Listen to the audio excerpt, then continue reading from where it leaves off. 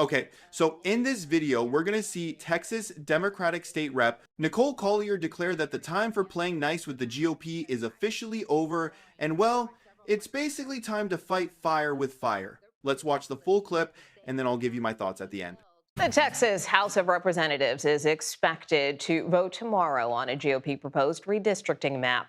While Democratic lawmakers have returned to the state this week, one state representative is refusing to leave the Capitol. Representative Nicole Collier has been at the State House in protest since Monday when she rejected a police escort that Republican leaders imposed on lawmakers who participated in the two-week walkout. Representative Collier joins me now. Thanks so much for being with us. And how are you holding up?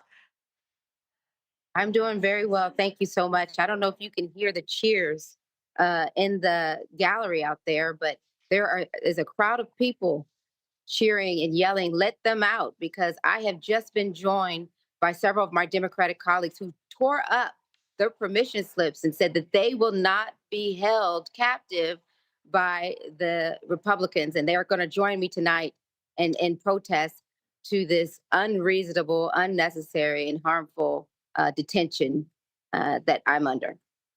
So tell me why you're doing this. Listen, when I heard, I've been elected to represent the people of House District 95. They sent me down here to fight and push back against bills that are harmful to our community. These maps that are rigged to have the outcome that Trump wants are harmful to my community. They will take away the voice of my district once these maps pass. So my district, I know that it's in my heart what I've been directed to do by the people who elected me. And so when I heard that in order for me to have my freedom, I had to agree to exactly what they wanted, which was for me to agree to be released into the custody of DPS, I said, no, I won't do it. I refuse to comply with this unreasonable, un-American, and unnecessary request. I know you said that you expect some of your fellow Democrats to join you. I also know in another interview that you did right before us, you said that you have spoken with former Vice President Kamala Harris. Tell us about that conversation. Oh, what a surprise. I mean, literally, you would never think, I just wouldn't think that what I do, one thing I did was take a stand. One person, I know I won't win, but I took a stand anyway. But the number of people and who it has reached, the magnitude of that one act of defiance, it can spark a movement, and you don't know who's watching or who's paying attention. But it just so happened that Vice President Kamala Harris is paying attention to the people, and she called me to give me words of encouragement to continue to stay strong and fight. And so she just called you up out of the blue? I know. I didn't know she had my number, but I'm grateful she did. So, what do you say to those who feel like, I know you're doing this in protest, but, what do you say to those who feel like you and your fellow Democrats should not have returned to the state, that you gave in too soon? Well, no, we had set goals. Our goals were to kill the first session, to run the clock out on that one. We did that. Our goal was to raise awareness in the public about the gerrymandering that's going on, that's going to disenfranchise Black and Brown and Asian communities. And then our other goal was to make sure that we bring in the support from other Democratic controlled states to see if they would answer the call. So often people talk about taking the high road. Well, that high road has crumbled. We're now on a dirt road, and we're going to meet the Republicans where they're at, and that's in the dirt. We're going to roll up our sleeves and get dirty and fight fire with fire, like Governor Newsom said. But at the end of the day, it looks like these maps are poised to pass in your state. So can you really consider this a victory?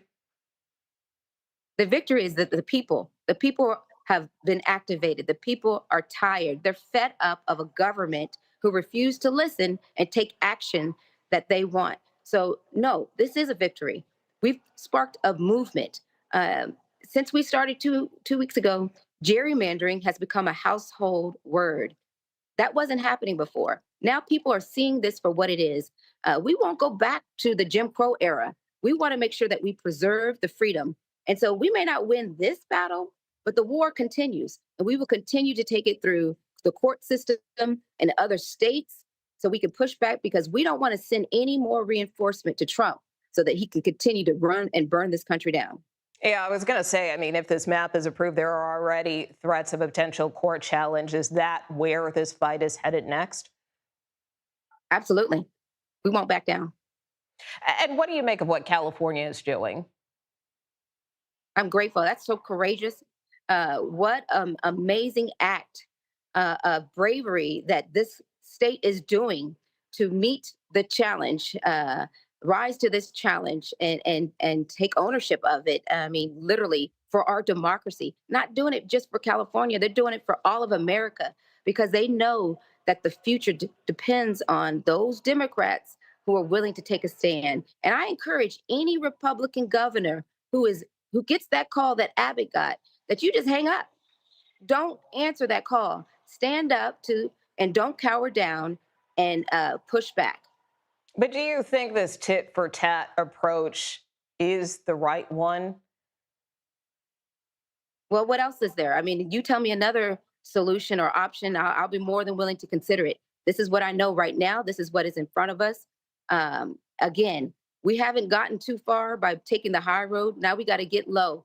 That high road has crumbled. We're down in the dirt, and we're ready to get dirty with them. I hear the people cheering out there. The crowd is out there saying, "Fight, fight, fight," and that's what they expect us to do.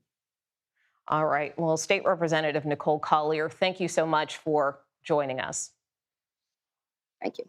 The thing that gets me, the thing that is just absolutely galling, is the whole police escort business. I mean, how is that not the only thing people are talking about? You're telling me an elected official in America is being told she can't leave her place of work without an armed guard as if she's some kind of criminal? It's insane. And you have to understand the tactic there, Forget security, forget procedure. The whole thing is a power play, pure and simple. It's a deliberate, calculated act of political humiliation designed to send a message. They want to create this visual, this spectacle of their political opponents being paraded around like prisoners. It's a classic authoritarian move. You use the symbols of the state, the police in this case, to intimidate and delegitimize anyone who stands in your way. It's thuggish. It's what people do when they know they can't win on the merits of their argument, so they just resort to brute force and visual threats. It's honestly disgusting. So for her to just say, "No, I'm not doing it," it's everything. She's refusing to participate in her own debasement. She's rejecting their entire premise. Her protest goes so much deeper than the maps. It's a stand against their thuggery. And that leads to the best part, honestly, the most important thing she says, this whole idea that the high road has crumbled. Thank God someone finally said it. For years, I feel like we've been watching Democrats bring a meticulously researched 20-page essay to a bar fight. The Republican Party has been banking on Democratic civility for decades. They've weaponized it. They know they can break every norm, every rule of decency, and their opponents will still, they'll still be polite about it. They'll still talk about reaching across the aisle while the other side is busy sawing the aisle in half. It's been a totally one-sided agreement. One side is playing chess, and the other side is just, they're just flipping the board over, pocketing the pieces, and declaring themselves the winner. And what she's saying is, okay, the board's been flipped. Time to play a different game now. It's a recognition of reality. You can't have a civilized debate with political arsonists. You can't find common ground with a party that is actively trying to burn the whole house down. It's a fool's errand,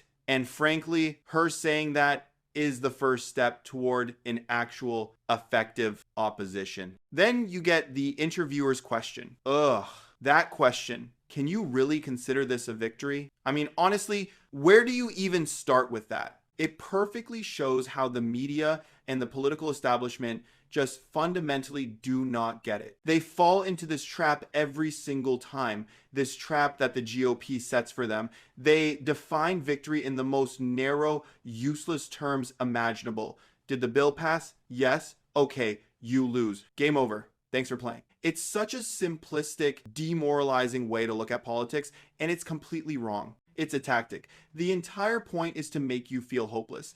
The GOP wants you to see a legislative loss and just give up. They want you to believe that if you can't stop them in that one moment, then there's no point in fighting at all. It's about crushing morale. And her answer just it nails it. It completely dismantles that pathetic little frame. She understands the real war is about waking people up. That goal is so much bigger than one bill or one legislative session. A single legislative loss is temporary. A permanently enraged and educated public is a threat they can't control. That's the real victory. Let me know your thoughts in the comments. While you're down there, hit the like button and subscribe. I appreciate you guys, and I'll see you in the next one.